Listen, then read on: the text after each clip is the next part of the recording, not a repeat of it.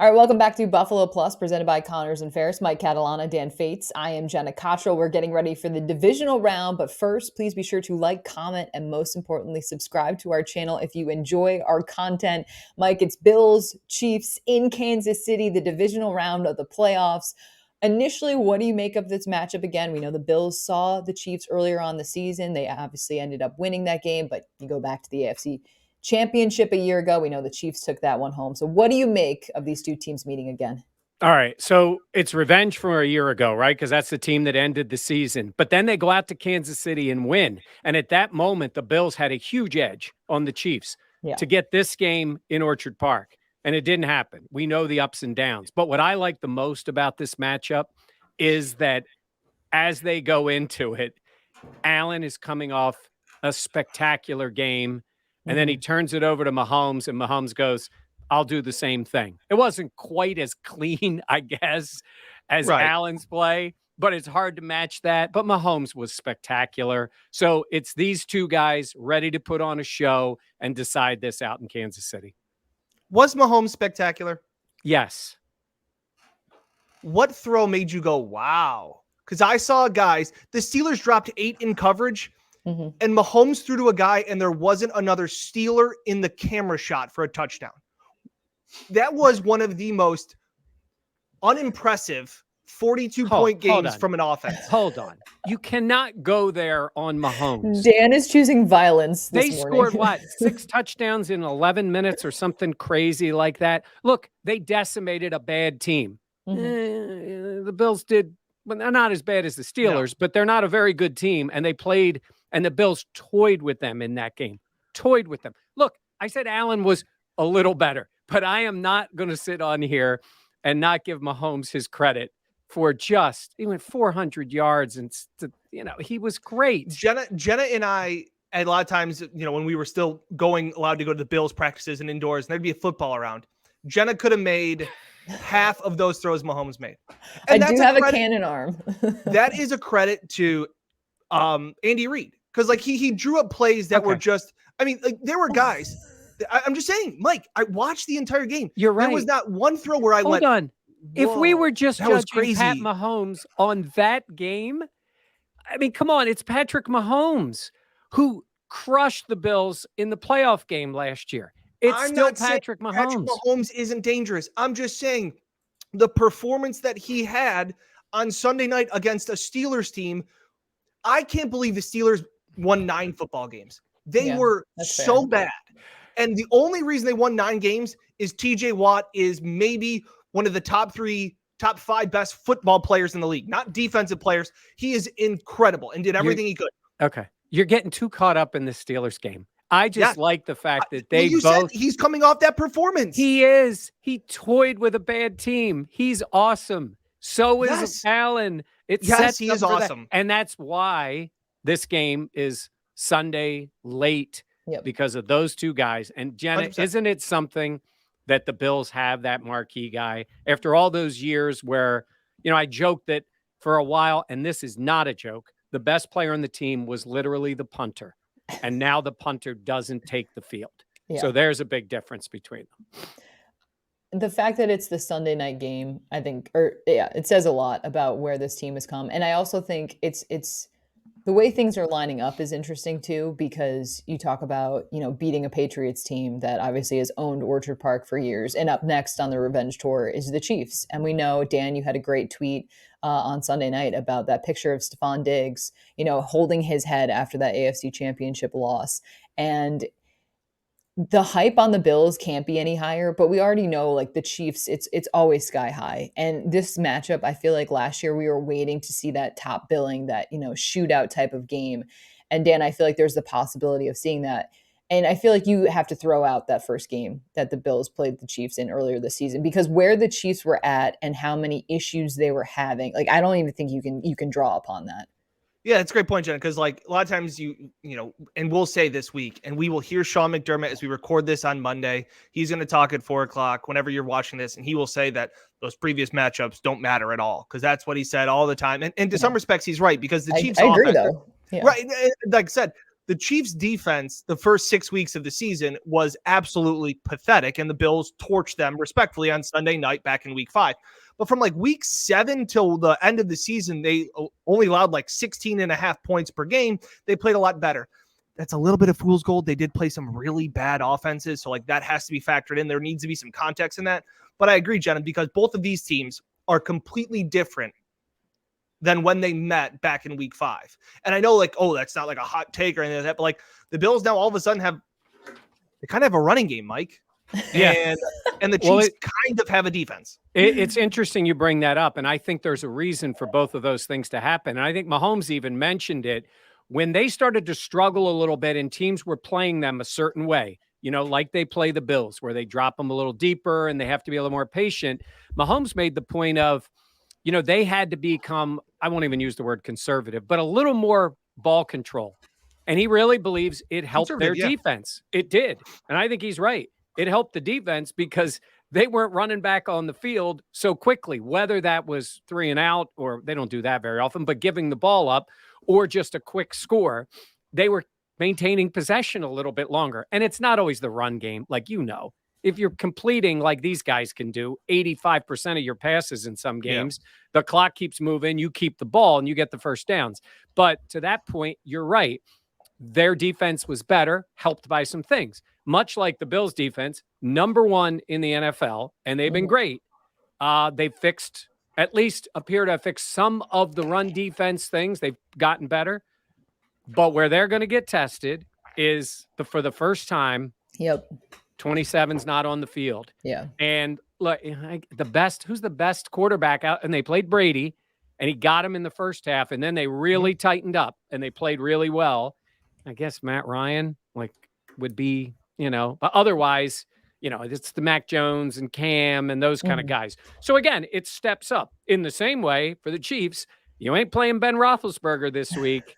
You're playing Josh Allen. So, I mean, yeah, I know some people are going to say it's a shame it's not the AFC Championship. It's not the de facto AFC. No.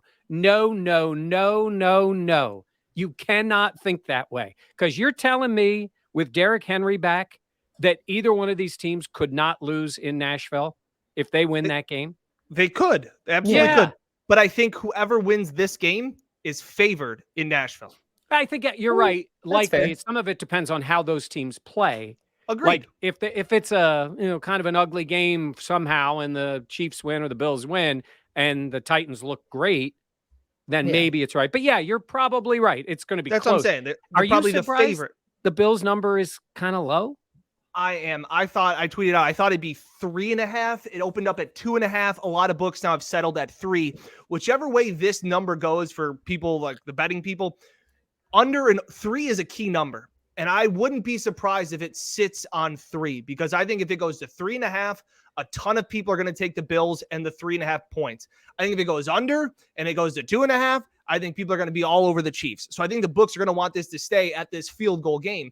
When they played earlier in the year, the Bills were a 2.5 point underdog. So pretty similar the way Vegas views this game. The over under is high.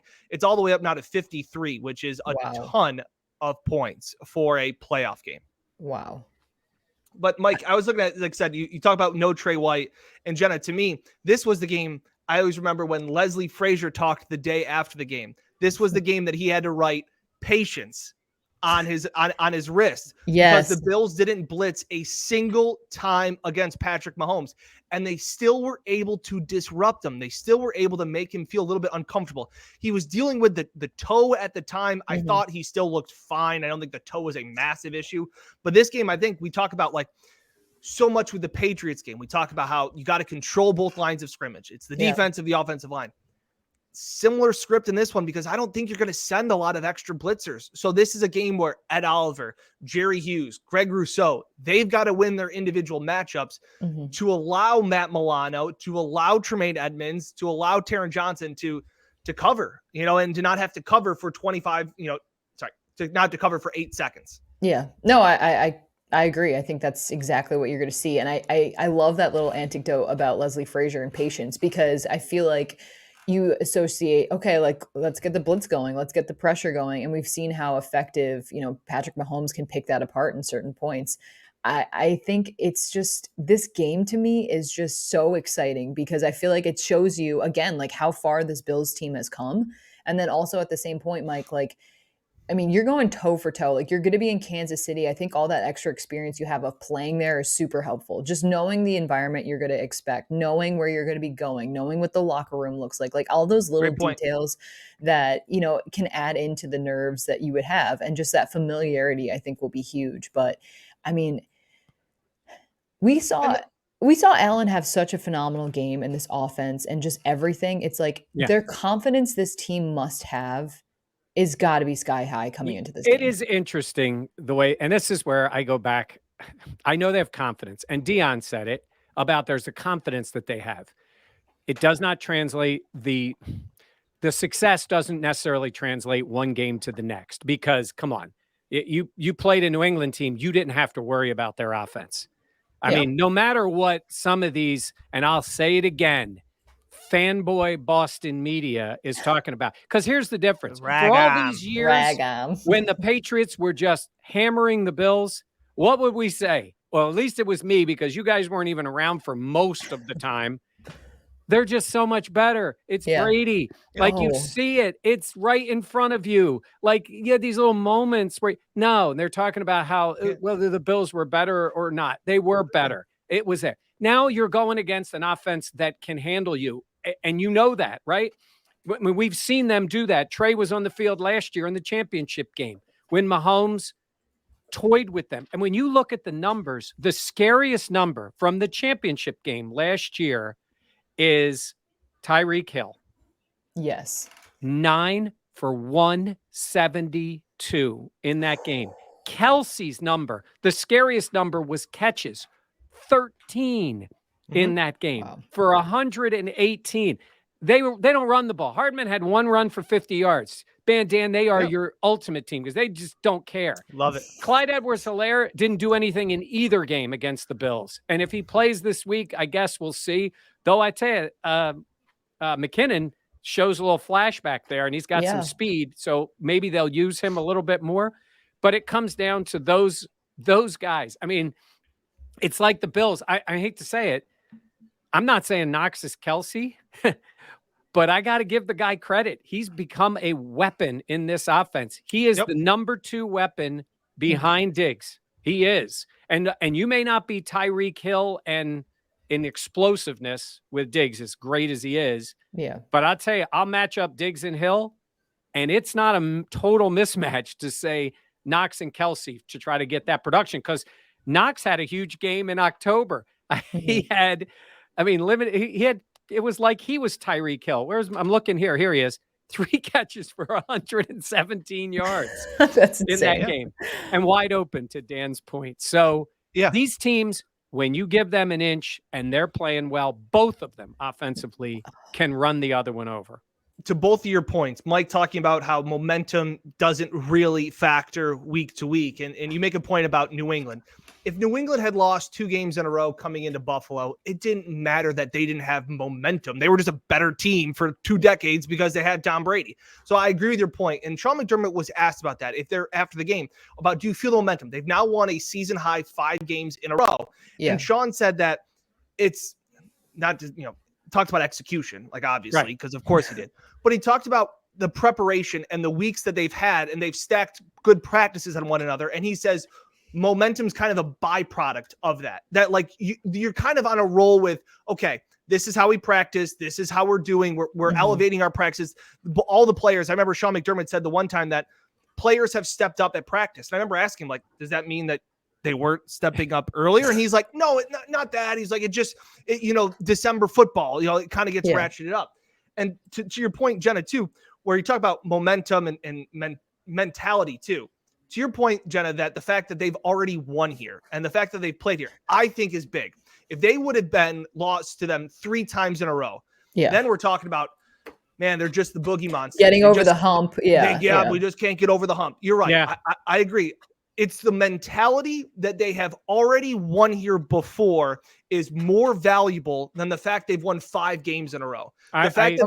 You're right, Dan. Yeah. Just to Jenna's point, like the fact that they've been in this locker room, they've dealt with crazy weather conditions. They went there. They know how hostile this crowd is. That's not going to surprise them. Your point, Jen, I think is spot on, that the mentality of we've done it.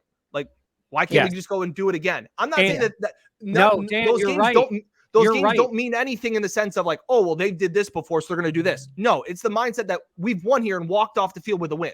You're right. I mean, for years, anytime Manning went into Foxborough, they were beat when they walked out there. I mean, that place during that time, you did not go into Foxborough and win a big game. It just did not happen. Yeah. They had you beat in many ways before you walked out there. That's why it was so strange when they did lose a couple of home playoff games through all those years. It just was rare. I mean, my God, Rex beat them one time.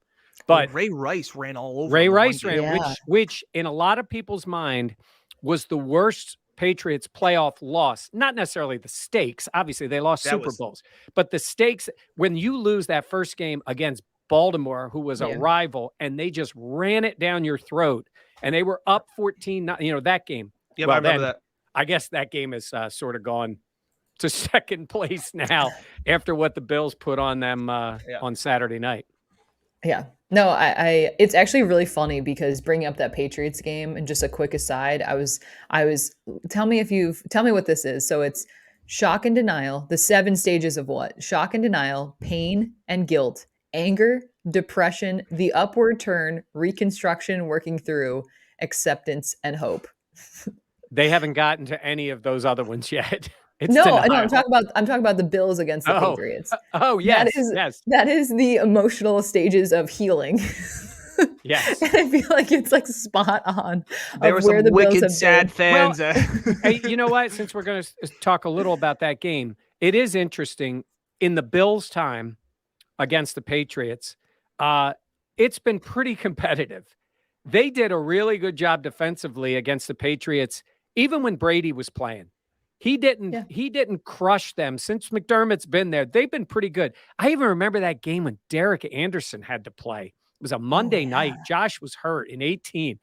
And it wasn't like New England's offense went all over them. Like, if you look at the numbers, they've done a good job against the Patriots since Sean McDermott has been there and allowed them to be competitive while they were trying to catch up offensively. And now, I mean, that's why I said to you guys, they officially won the AFC East. Yeah. And you know what I mean? Like, they had already won it, but that was like, please go back to your place at the moment, which is 2-3, wherever you want to say. They and the Dolphins are the challengers, and the Jets are trying to figure it out.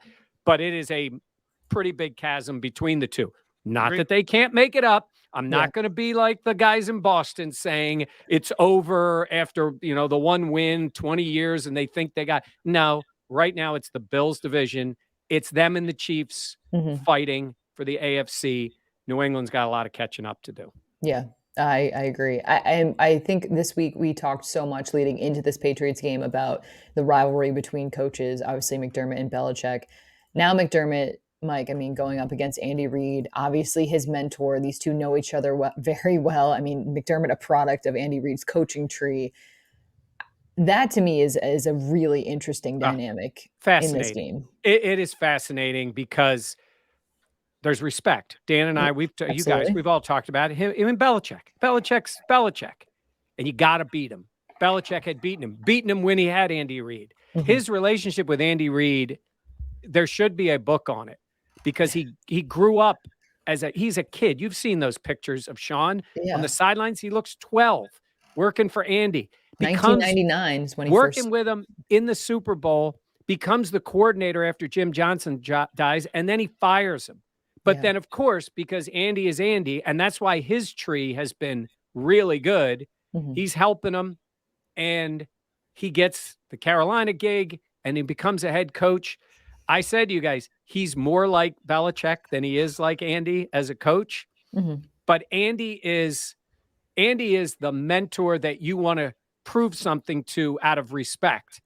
He just wants to beat Belichick. Believe me, he wants to beat Andy because the big prize is there, and it's not a cheeseburger; it's Raisin Bran for Sean.